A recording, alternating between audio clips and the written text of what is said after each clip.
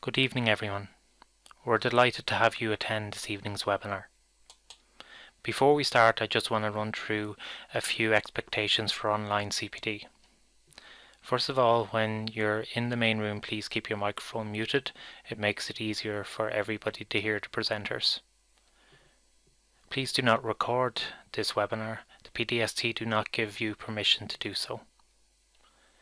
The webinar is scheduled to last for approximately 1 hour and 15 minutes, and we'd appreciate you giving it your full attention during that time. If you have any questions at any stage over the course of the event, please use the chat feature in Zoom to ask those questions. And lastly, when we go into our breakout room discussions, we'd ask you to then unmute your microphones and to turn on your camera, as it makes for a more personable experience. This webinar is the 4th online event we've held this year, but this is not the only support available to you as TY coordinators. If you would like to book in a support session with Glenda, John, Brendan or Marcus, you can do so through the PDST online booking system. You'll need your school's roll number and the password on screen, and all bookings should be done in consultation with your school's management.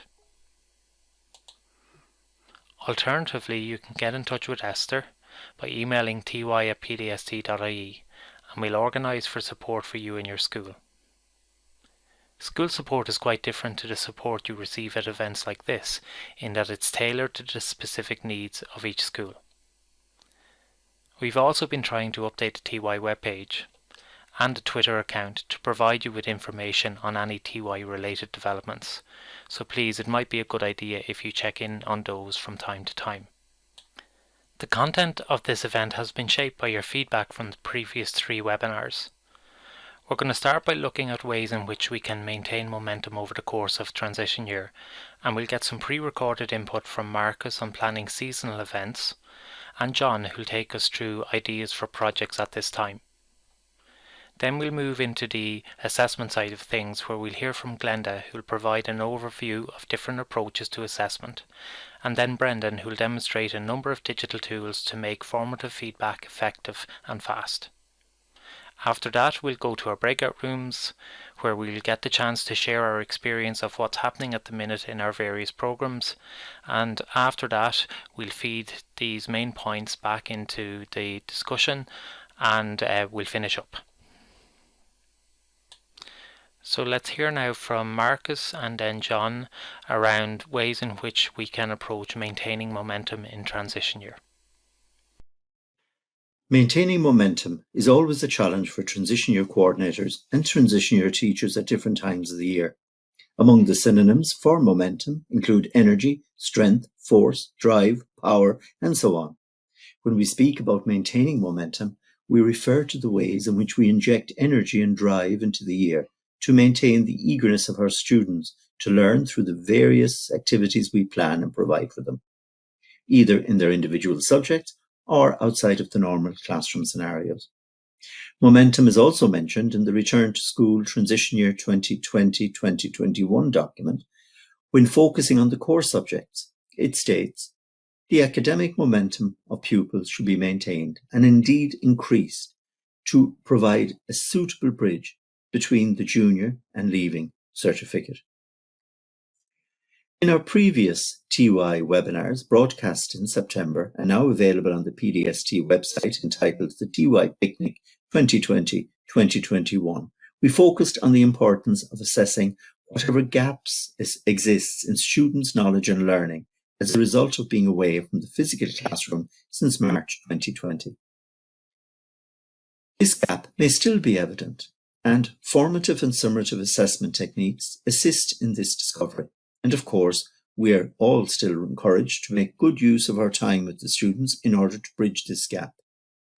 This feedback and dialogue could lead to students setting out a plan for their progression in the core subjects, and recognizing their progress at regular intervals would be beneficial to maintaining momentum. For example, a maths student identifies that they cannot do a whole lot of things in algebra, and as they progress through the study of maths, they reflect on their progress in light of this list. Transition year subject planning emphasizes always the importance of active teaching and learning methodologies and strategies, and when introduced can add momentum to any class. A variety of assessments also is mentioned as being important. PDST resources available to teachers regarding how to effectively do, for example, project work, or role play, or oral presentation, or any online program, as the one highlighted here, may assist with the maintaining of momentum.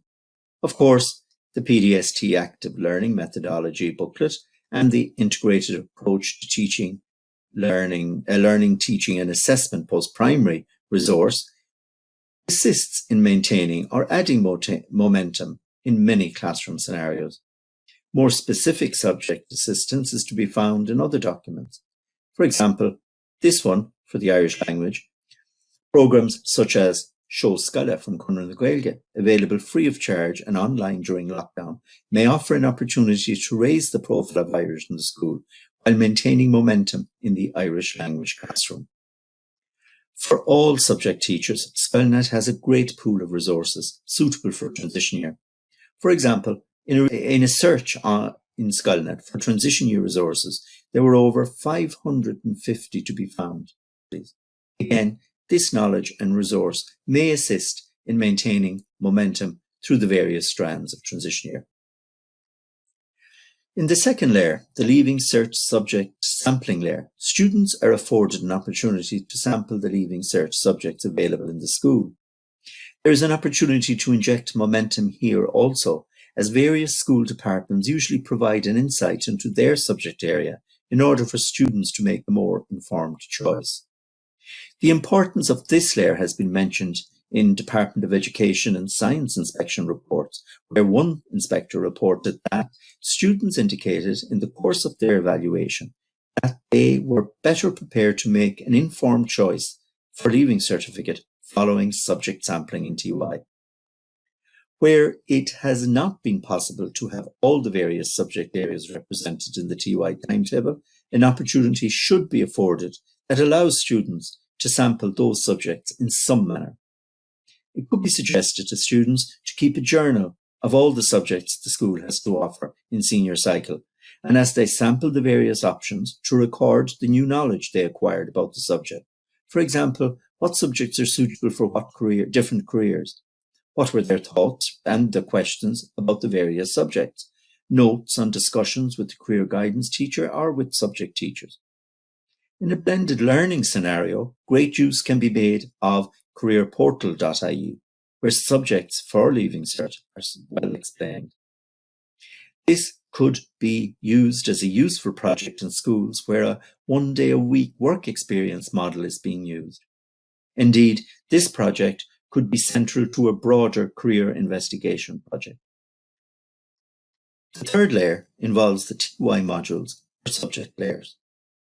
Many schools have the ability to host short modules, either half a year or a third of a year. And of course, each time there is a modular switchover, there is energy injected into the year. In schools with small numbers or with timetable restrictions, then perhaps various modules may be delivered by the same teacher at different times of the year. Of course, this takes pre-planning and requires tapping into the knowledge, experience, and interests of the teachers who are delivering. External guest speakers, when planned well, with discussions before, during, and after the event, creates great momentum.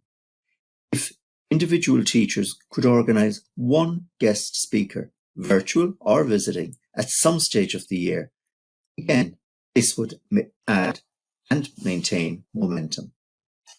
When TY teachers wish to design a transition unit, their attention should be brought to the guidelines on the NCCA website. All teachers' attention should be drawn also to the list of transition units already designed for them in order for them to tweak or implement it on the transition year program. The fourth layer is the layer in which the once-off events occur. work experience being an example of this. And of course, this layer has been the greatest challenge this year, and yet schools have continued to be inventive and creative in overcoming these obstacles. Advice would be to attempt and try at least one of these once-off events each term, perhaps using some of the suggestions you hear this evening or from the TY coordinators in the breakout rooms. As these events are so dependent on the settings and resources of individual schools, it's difficult to suggest specific events. Many schools are attempting and successfully producing virtual dramas, virtual musicals, virtual shows. Arts Week could be a good project as an in-house or even a blended learning scenario where students set up competitions in relation to the arts and publish their best entries in print or on the school website. Other weeks can be selected. Wellness Week or Wellbeing Week. A project that could be attempted here is Independent Living or Home Management Week, where there's a focus on skills students need in the future in order for them to live independently, in college perhaps, or even for them to help out and appreciate the home. Learning how to iron, how to change a plug, how to prepare a meal, interview parents, how they feel about home management. The list is endless and can be compiled listening to the student voice on what they would like to be able to do also. This is just a rough draft or a guide that may be of some assistance. The remainder of the school year we have divided into 4 terms. Term 1 from here to Christmas, which is 4 weeks. Here are a few suggestions. Give the term a theme. In this case, we've selected giving or keeping positive. Christmas was always a busy time for transition year students, and this can also be maintained, but perhaps with much more caution. Craft fairs and charity work can be held virtually or online. Carol singing can be used as a cross-curricular theme as they record their carols in different languages. Involve students in creating advent calendars, creating annual calendars using a variety of skills, different languages, history, computers, photography, etc. Why not publish a special newsletter celebrating how much you have achieved as a school community and acknowledging the uniqueness of your experience? Term 2 is over 5 weeks and perhaps again to focus on a cross-curricular theme, allowing students to suggest a theme that they would like to explore. Involve the outside world in the project. Record it, photograph it, video the work. Create a link with other schools in the locality, in the county, in the country, or abroad, and see how they interpret the theme that you have selected. Create pen pals in the various languages. Share projects in other areas. Involve students in the open nights, which occur at this time and which will probably be virtual. Perhaps they could produce small videos where they celebrate certain aspects of the school community. In-house public speaking competitions are also a possibility. Term 3 is between midterm and Easter, and there's 5 weeks, and selecting a theme may keep a certain momentum going. Focusing on local crafts, perhaps, and inviting a craftsperson or an artist in to speak with the students, or have it virtually, and share one skill would be very helpful. Focusing on cross-curricular themes of Buying Irish, which will be very important in the coming year, and Irish crafts may be adapted to suit all regions. Here, the Home Management Skills Week mentioned earlier would be suitable. Term 4 is the longest term with 8 weeks, and this will require a lot of planning to maintain momentum. The second half of the term will involve a lot of work regarding bringing all the work throughout transition year together and reflecting on what was achieved and where opportunities were lost. Emphasis here should be on presentations, on evaluations, and on reflections. Students should be assessed, interviewed if possible, giving them an opportunity to showcase their achievements during the year. It is the term to focus on preparing for next year, as they focus perhaps on study skills. If it is possible for work experience to go ahead in accordance with current health and safety guidelines, then this would be a good term. Of course, the longer evenings and the hopefully better weather conditions will lend opportunities to undertake projects outside, like gardening or other outdoor activities. If an outdoor event can be held to fulfill the requirements of Gaisce, this would add momentum. Organising European Week on the first or second week of May, coinciding with European Day, affords the opportunity to create a cross-curricular theme, and with clear outcomes can provide a source of momentum for students at this stage of the year. So there's ideas for projects for transition year students during the pandemic, but I might add these are just add-on projects to what is already, I'm sure, there's a lot of very good projects within the schools, and these are just a few ideas that can be added into that. So, possible categories for consideration, we're looking at enterprise, science, social and community, statistics, history, the economy, and digital literacy. So if we look at enterprise, first of all, and just these are a few extra ideas for enterprise projects. I've put a couple up here, making face masks, so designing them, putting them together, producing them, selling them, maybe raising money from charity as a result of selling them, etc. The idea of a Christmas ornaments marking the whole idea of the pandemic, that could be through the woodwork department, could be through even different things through the science or home economics department. But again, it's just kind of to mark the era we're in, to supplement other projects that are going on. So if we look at science, at the moment with the viruses, the coronavirus that's there, the clinical presentation of it, how it's made up, what forms the virus, how can it happen, and the preventative measures. And obviously preventative measures is one thing, but it's another thing doing it properly. And that leads us into the whole idea of chemical engineering and the whole idea of creating vaccines and that whole medtech industry, and indeed maybe looking at careers in that area and how vaccines are put together and how they work to prevent viruses. So there's a lot of projects there, and again these are just supplementing, I'm sure, existing things that are going on in science class or those areas, but and can be channeled through different competitions that are going on, be it through a virtual setup or through colleges or whatever.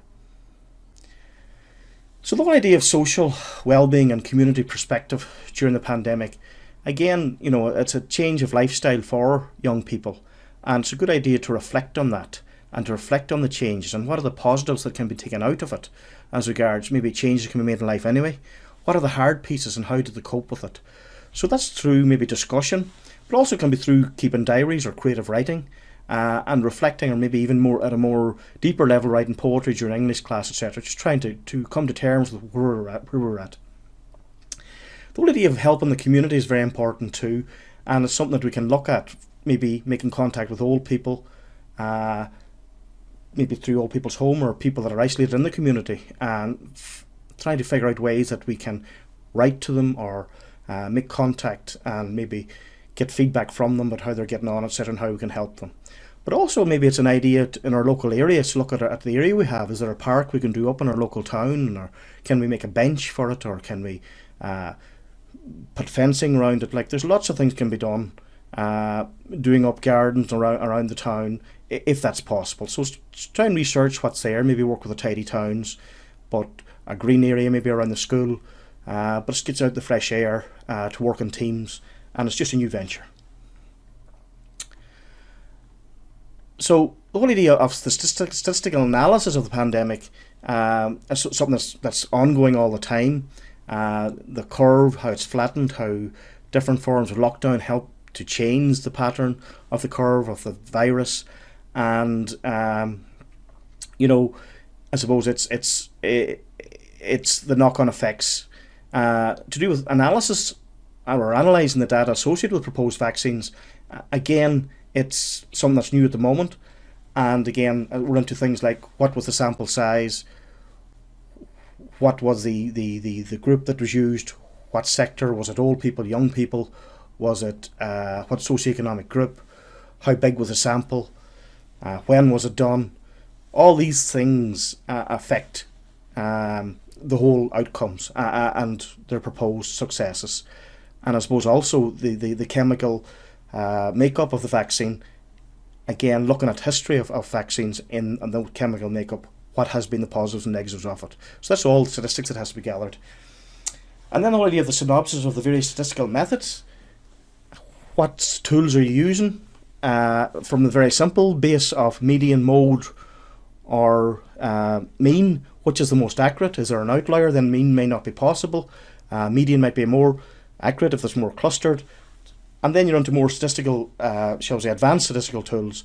What's the best to use? But again, these are projects that can be analysed through looking at graphs and the changes in graphs and different types of graphs. So there's a lot of different angles can be taken in statistics at the moment, and it's a great learning curve for students. So ideas for a history class during the pandemic. Again, history has told us about viruses and their form they take, but really, in order to manage this pandemic, we've learned from previous pandemics, and things like hand washing, things like social distancing, was all things that worked in the past.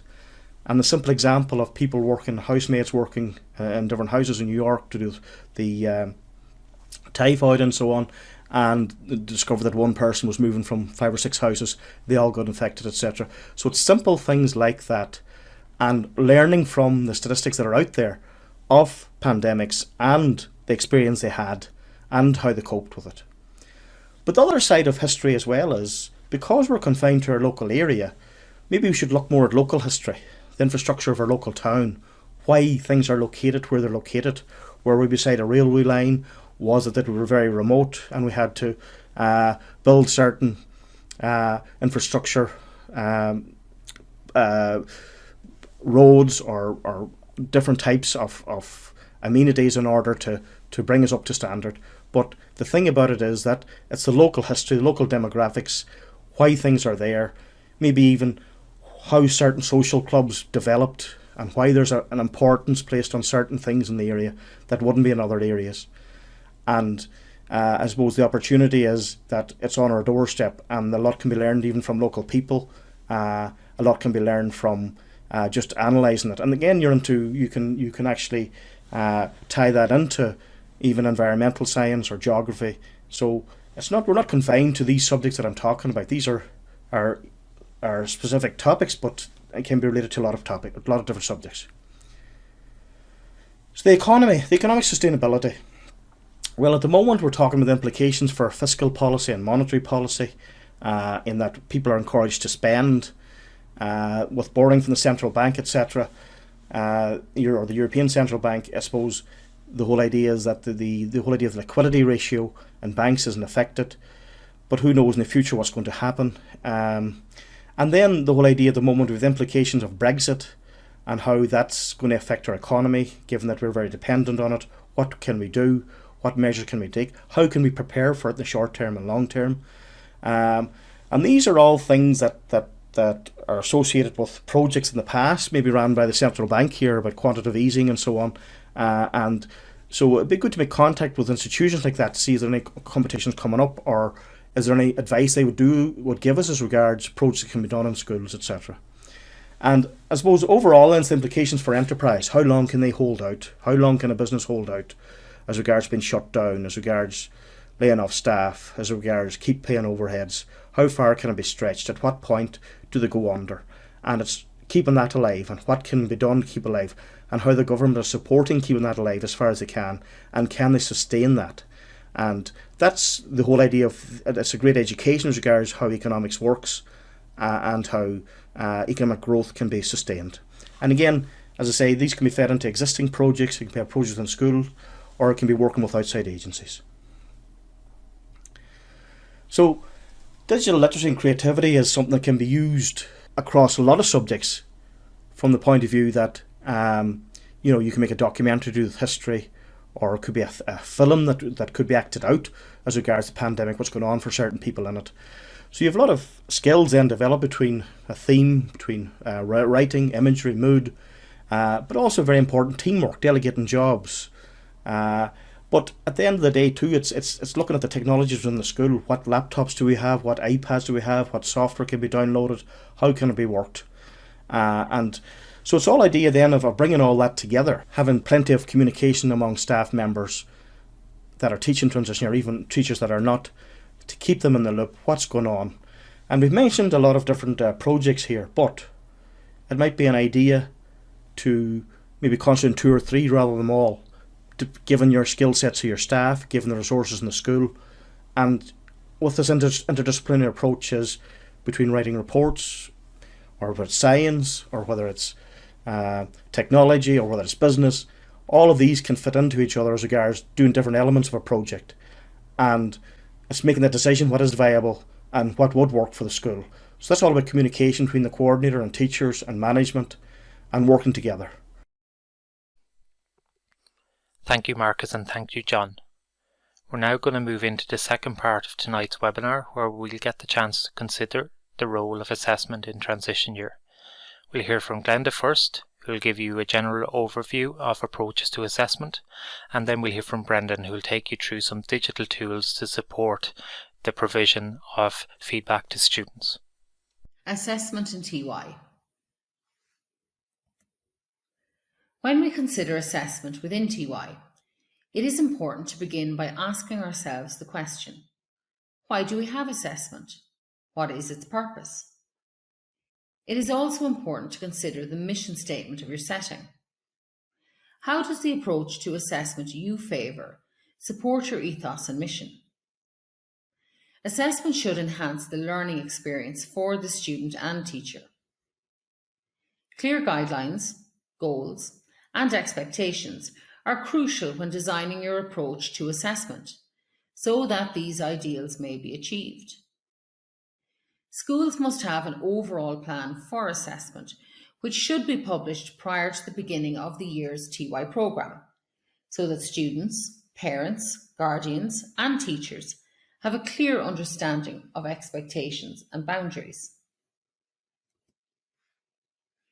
Assessment is at the heart of effective teaching and learning. The information gained from assessment is used to identify the learning needs of students and inform any adjustments needed for teaching methodologies and strategies. As we are told in the Department of Education guidelines for TY, assessment is an integral part of the teaching and learning process. It should be diagnostic, so as to provide accurate information with regard to pupil strengths and weaknesses, and formative, so as to facilitate improved pupil performance through effective programme planning and implementation.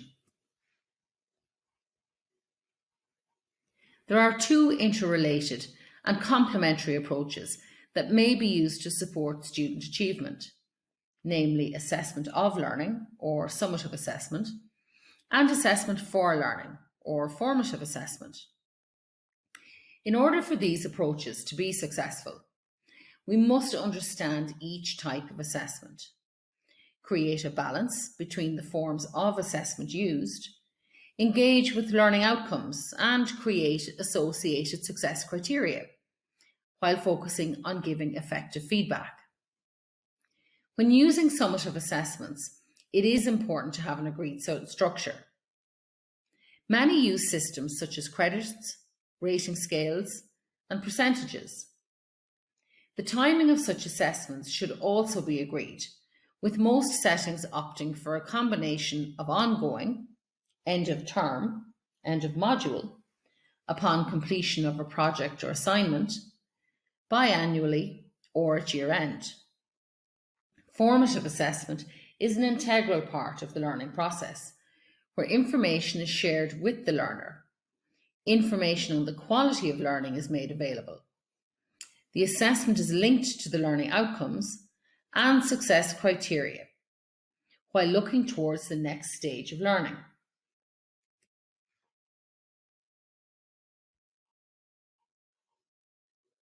There are a broad range of assessments that may be used within TY.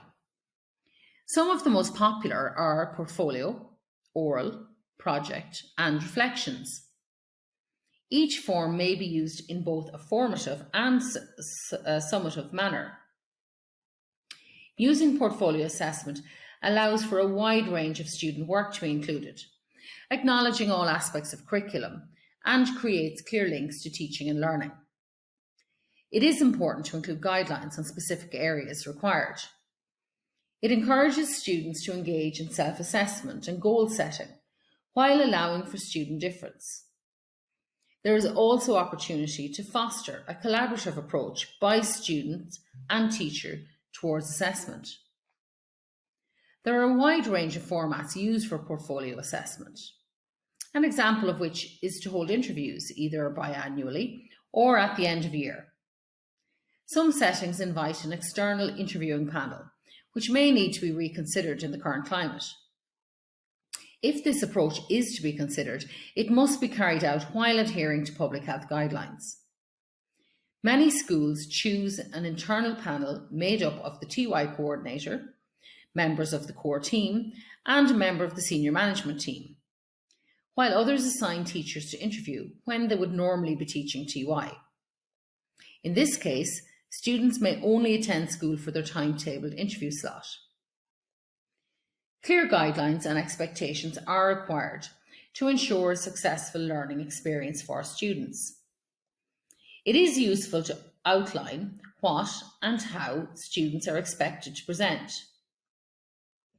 Many identify specific sections to be included, such as core subjects, subject sampling, TY-specific subjects, and the number of pieces required.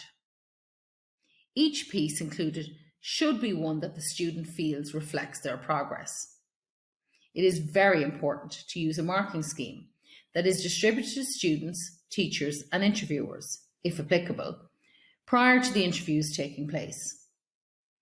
As the portfolio interview should be a celebration and showcase of all aspects of student learning, it should include marks for punctuality, personal presentation, presentation of pieces, presentation of accompanying logs or reflections on the work presented, along with an in-depth discussion or analysis of 2 or 3 of the presented pieces. The pieces may be presented digitally. Digital portfolios are a very useful tool when striving to engage students in a formative assessment cycle and feedback loop. A wide range of formats may be used. The very nature of digital portfolios allow both safe and easy access to the information assimilated by students and subsequent reflections by TY coordinators, the TY core team, and those interviewing the students. Portfolios may also be presented, subject to current public health guidelines, in hard copy, depending on the resources and facilities available to the school. Oral assessment refers to any assessment of student learning that is conducted by the spoken word. The most common forms of oral assessment are presentations, such as in-class presentation on a prepared topic, and the group project report to the class, or where the student is questioned by one or more examiners. Oral assessments have proven to be a very popular method of assessment for both students and teachers. The focus in oral assessment is to judge knowledge, understanding, problem solving, and other abilities. Oral assessment allows for flexibility and valuable insight to the depth and breadth of knowledge of the student. It's particularly useful for identifying outstanding candidates. It is very important that students articulate their ideas, expose their thinking to their peers and teachers through speaking and developing their ability and confidence to communicate in work-like environments. There are both advantages and disadvantages to oral assessment. Advantages include allowing probing of the depth and extent of student knowledge, reflecting the world of practice, improving the quality of student learning. An unclear or ambiguous question can be re-expressed or immediately clarified, and it guarantees the work is the student's own. Disadvantages include undue anxiety felt by the student, as it may be an unfamiliar form of assessment for them. Hearing or speech difficulties may impair the speaker or listener experience. Timetabling considerations, and it is possible to mistake a student's articulateness for knowledge. Some particularly useful oral assessment approaches include speeches, where both the teacher and peer group use pre-agreed assessment forms to provide feedback. There are a number of exemplar speeches and advice for oral language assessment on the jct.ie website, which may be adapted for use in TY. An excellent example of a speech given by a TY student is Alex Kennedy's TED Ed speech, entitled Peel Off the Label. Presentations, including the use of visual aids such as slides, debate, role play, interview, dialogue, question and answer sessions, all provide useful opportunities for oral assessment. Projects are a traditionally popular form of assessment within TY programmes. They allow for a broad range of talent and ability. They may be done individually or in groups. TY students usually choose one of the following types of project. Research projects are commonly utilised and involve the student in deploying a wide variety of research and presentation skills as a topic or theme is explored. Design brief projects, which involve the student in either creating or co-creating a specific design brief, the success of which is measurable by a finished product, is an approach often used within enterprise classes. Action projects involve the student in some initial research and in turn prompt a response or action, which is measurable by an outcome, such as Young Social Innovator projects. Each type of project may benefit from collaboration between the teacher and student in co-creating both the assessment and marking scheme to be used, as this will further engage the students in the learning process. Group projects promote teamwork, problem solving and conflict resolution, all skills useful within the working world. It is very important to provide clear guidance when setting a project for assessment. Students should understand the purpose and learning goals of project work, the steps in putting a project together, and the criteria which will be used to assess the project. There should also be a clear timeline identified for completion of the project, whether it be 1 week, 1 term, or 1 academic year. Projects allow students to engage in a learning process that is guided by the teacher. Students learn by doing the choosing, planning, investigating, experimenting, and presentation. This allows the student to construct meaning and create authentic understanding as a result of the activities they engage with. Reflection has proven to be a powerful tool when progressing student learning, self-assessment, and teacher assessment of student engagement. Students are encouraged to become aware of their most effective learning strategies and identify the areas to which they may give more time and attention.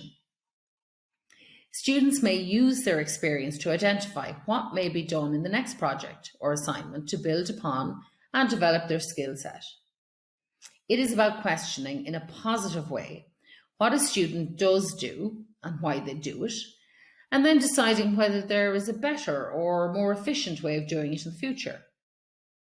Self-awareness gives students the ability to understand their emotions, strengths, weaknesses, values, and goals, while recognising their impact on others. Reflection assists students in developing self-regulation, which leads to the ability to control or redirect disruptive emotions and impulses, while adapting to changing circumstances. There are a variety of options when designing reflective tools for use by students, whether pre-designed or bespoke to a particular school setting. A series of reflective questions, such as, what did I learn this week? Based on my learning this week, what are my goals for next week? Identify one thing you found positive in relation to TY this week.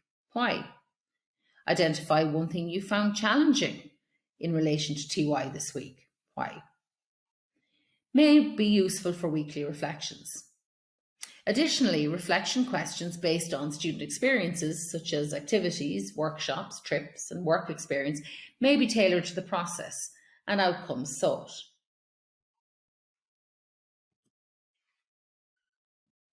There are a variety of methods that may be used when devising an overall assessment plan for TY.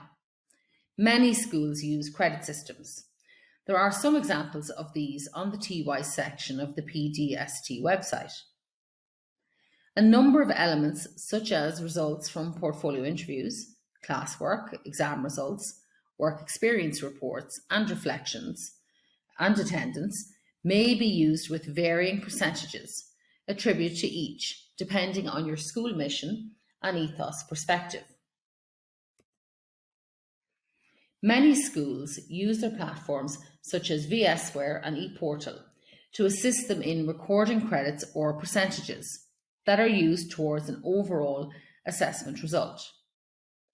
An example is to use the application mark to identify a level of effort or achievement.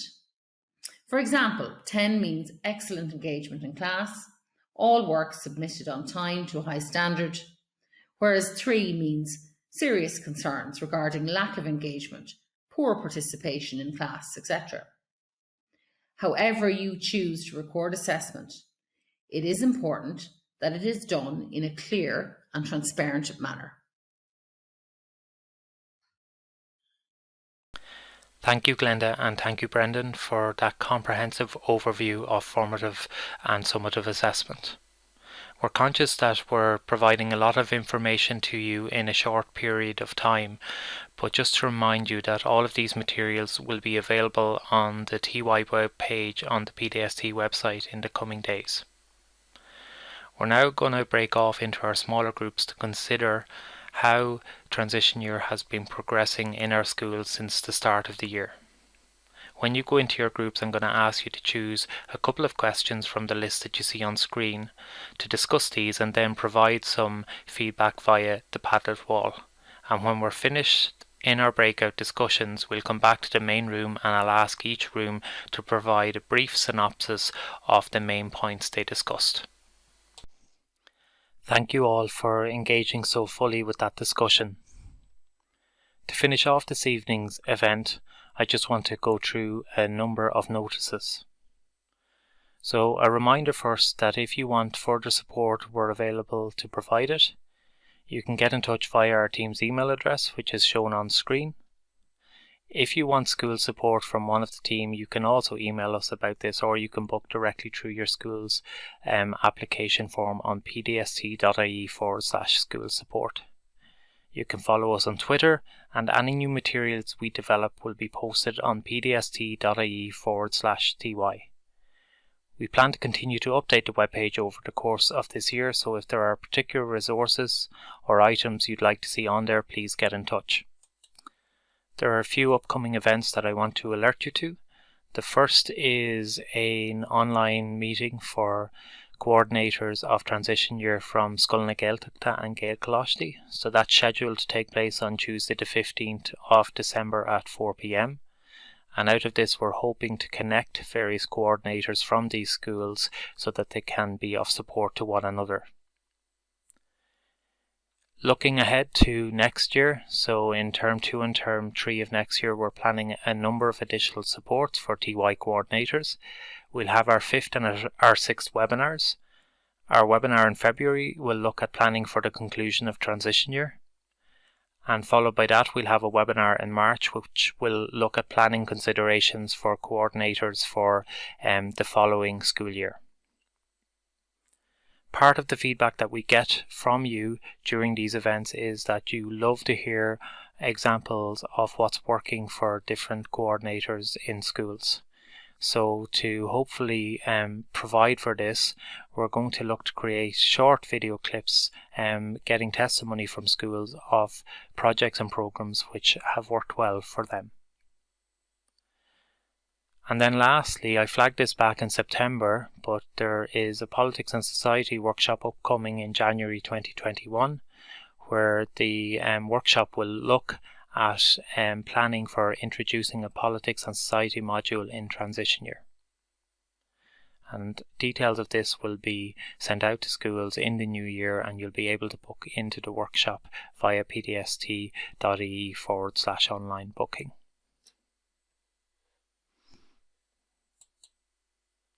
And then lastly, I'd just like to ask you to go to the link which is shown on screen and fill in the short evaluation for tonight's event. These evaluations are really important to us as they provide direction for the upcoming support that we plan for you as coordinators. And then finally, to say thank you for your attendance tonight and over the course of the entire term. We wish you a safe and happy Christmas and look forward to seeing you again in the new year. Thank you.